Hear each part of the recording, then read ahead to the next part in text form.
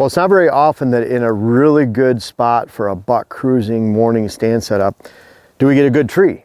And so we have a really nice old oak here that is leaning the right way.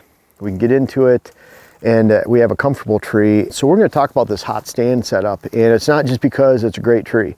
And I think that's a mistake a lot of folks make, especially more beginner to intermediate hunters, where your stand locations are based on the type of tree, the size of the tree, the tree stand location where you can hang your favorite tree stand, and it's a big tree. And often we don't have that perfect tree in the perfect spot. So I look at, you pick the spot first, you pick the conditions, the access, and then you pick the best tree available. It just so happens we have a really good tree for that, where we have great cover, but that's only part of it. So we're gonna go through the ingredients and make this a hot stand setup. We're here in late April, and this is a new spot for us for this year. And we can't wait to set it up. It's got a lot of ingredients. We're gonna go through each one of those ingredients. And first off, you don't have a good stand location unless you have good access. And you have to have access based on where the deer are at the time, whether this is a morning stand or an evening stand. With the type of cover we have in here, you'll notice, now this is winter sign, so a little bit misleading, but you can bet with these conditions where we have a red cedar mix, oaks, a lot of early successional growth, there's been logging in the last several years in this location, that we're still going to get some bedding in these same spots. You can see a deer bed right over here, dark one, but you can especially see right back here. This is a deer bedding area from deer in the winter time. So we know there's that likelihood that a deer could bed in here during the fall. But again, we're not placing as much credibility on bedding areas in use during the winter time as it relates to fall. What I really like about this, you can see we have steep access, and steep access is great. I don't shy away from it unless it's too physically hard to get into that location. But you can see down there's a logging trail. I would say it's about 70, 80 yards down. We have pretty easy access to get down to that logging trail. Down there you can see the light strip down there, and fairly clean getting up here. We'll make a trail coming up this grade that a deer wouldn't use. There's no reason for them to go straight up and down this hill, but we will to access the stand. Now you notice a couple things. We have a really nice deer trail down here. We have a deer trail where I'm standing right here. We're gonna be in a position because of this elevation change where we're gonna be able to blow our scent off this ridge point in a couple different directions. We'll talk about that in a second. The steep elevation change for access is perfect. We don't expect deer to be here in the morning hours when we access the stand. This is a true morning stand location. It's back in bedding, between bedding areas, and then we have food in the distance in several different locations. So we have a safe place to blow our wind. We have great access behind this steep ridge. And when we're coming up this ridge, this big point here insulates our sound from all the deer past us, especially the deer that are on the distant ag fields. We have ag anywhere from 200 to 500 yards in a lot of direction right here.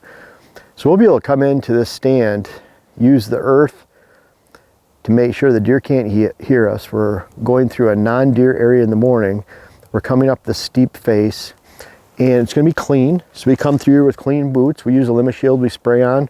We spray our legs down, we use clean clothing. Again, if I'm in the stand and my scent's blowing at a mature buck, game over. You know, I'm not gonna get that buck 95% of the time. But when we're accessing, we can eliminate our scent, our walk-in scent, your scent signature they call it, your trail that you leave, all your scent that you leave around the entire property, that spider web of scent I talk about. We'll be able to get in and out without spooking deer, and the access is an important ingredient. This hill plays into that. Now when we get up the tree here, this is a great tree. It's a double trunk, big old oak, and it just so happens that that tree's in the right spot. Now it could have been one of these skinny cedars over here that was in this spot that we would have had to use, and I wouldn't shy away from that. We've had trees where when Dylan and I are both sitting in there, if either one of us move a little bit, you can hear that, you can feel that tree moving, it's swaying a little bit. This will not be the case with this mature oak right here.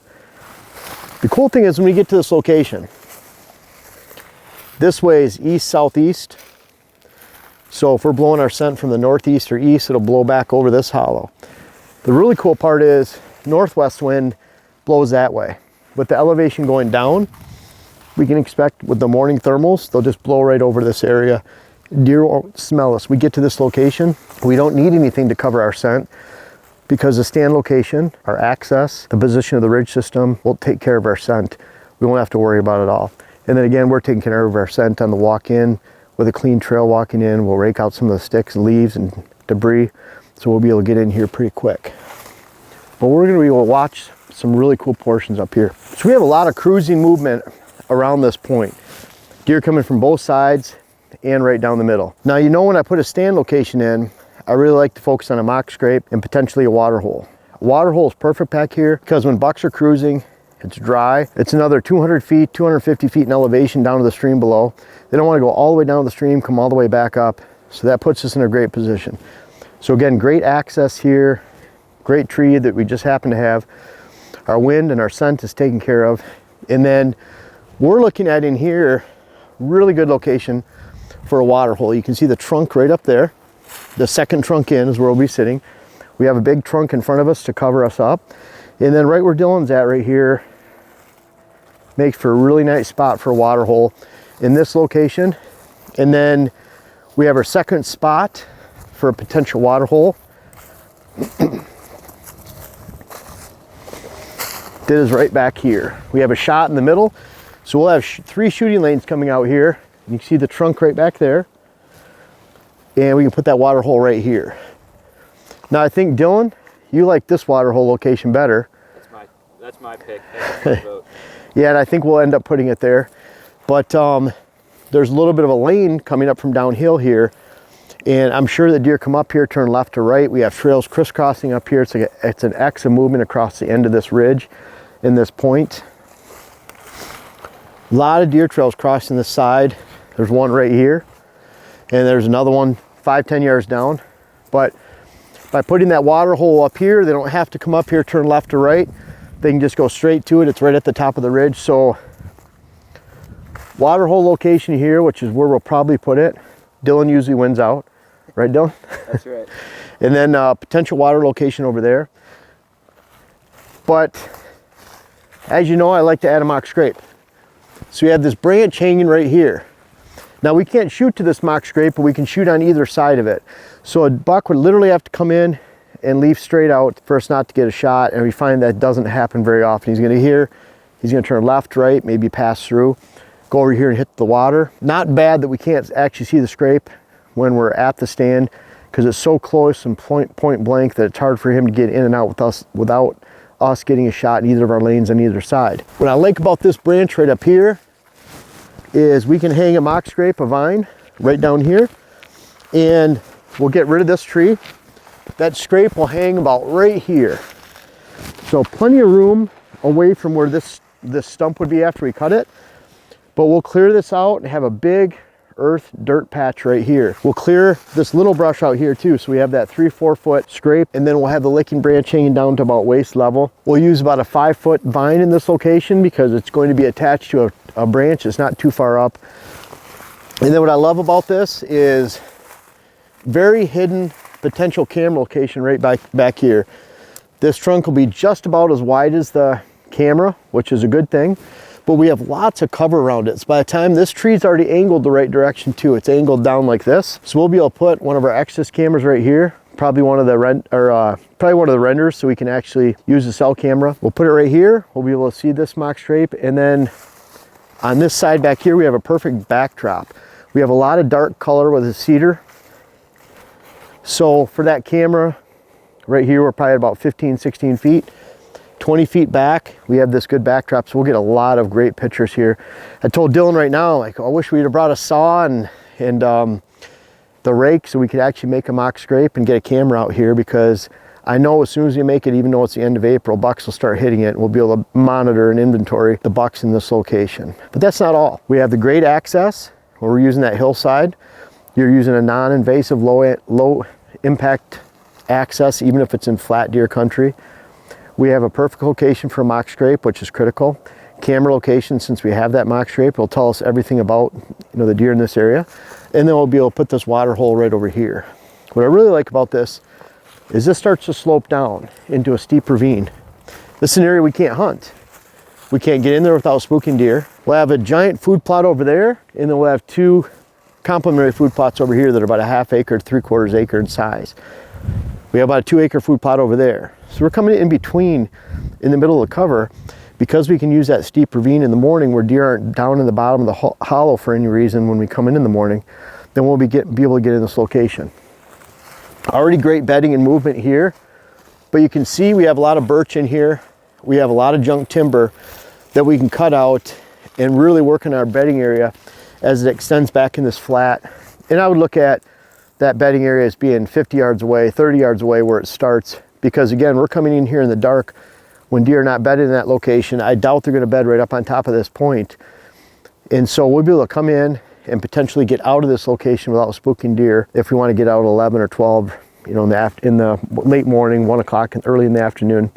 And it could be that we sit here all day and just blow our scent right back to the steep ravine where we're accessing through. Definitely a rut stand, definitely a cruising stand. We'll be able to add a bedding area over here. We'll be able to have the mock scrape, water hole. We have great access.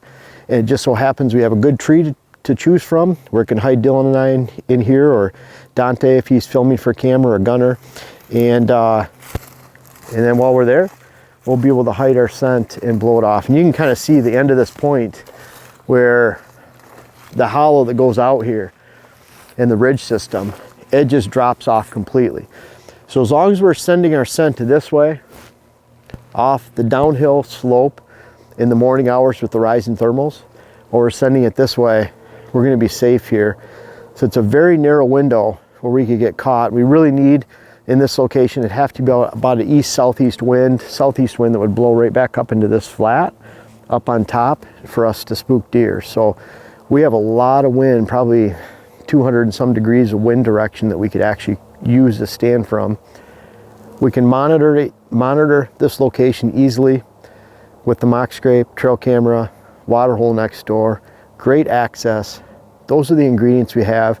And again, the tree isn't the most critical as far as having the perfect tree, but we do happen to have the perfect tree in this location. So you can expect us to bring this combination of really hot ingredients for a new tree stand setup this fall. We can't wait to hunt it, let alone I can't wait to get that mock scrape in this location and get it working. And Dylan, you gonna help me dig this water hole in here? I think we should rent an excavator for the amount that you have to put in this year. Yeah, we have a lot of water holes to put in, and I think our good buddy Brian, Brian, he has a skid steer and he's gonna have that over in this area, so maybe Brian can help us out digging a hole with the skid steer, getting a water hole in here. And if that's the case, we'll probably put a 150-gallon tank in here instead of 110. But again, we can't wait to bring it to you this fall, let alone get all these pieces together, get the stand location in the tree. And it truly will be one of our great cruising morning stand, rut cruising stands that we can count on for this fall. And who knows what monster will be in this area, but we'll definitely get them on the trail camera and bring those to you as we're progressing towards that magical time of the year this November. Hey guys, I really appreciate you watching today's video. And we're out here having some fun today. We're planting some switchgrass, cutting some timber, making some bedding areas, but most importantly, we're putting it all together, and that's critical. Any habitat improvements that you're making, you can't just make improvements because it's a good spot. You have to link those together so that helps your hunt this fall. Really, I encourage you to check out my web classes. The link is in the description. It's helped a lot of folks design their properties and do what we're out here having fun doing right now.